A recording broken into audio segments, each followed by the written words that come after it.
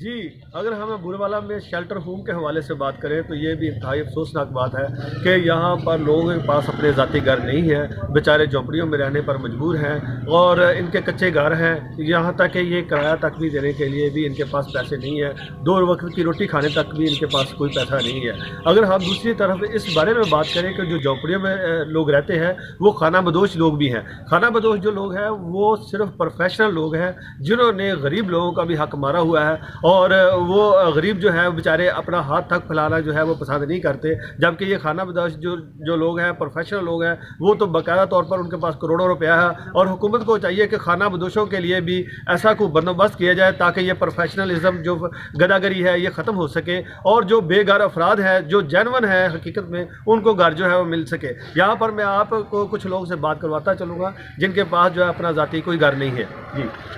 अस्सलाम वालेकुम सर जी,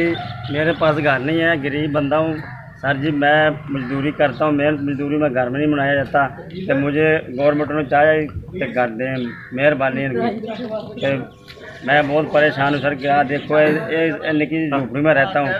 कि बच्चे जी मेरा कैमरामैन आपको शायद ये दिखा सके कि इनका ये कैसा घर है, तो आप हैरान हो जाएंगे कि उसकी क्या पोजीशन है कि इंतहाई तौर पर बिल्कुल ही टूटा हुआ घर है और ऐसे हज़ारों घर हैं जो कि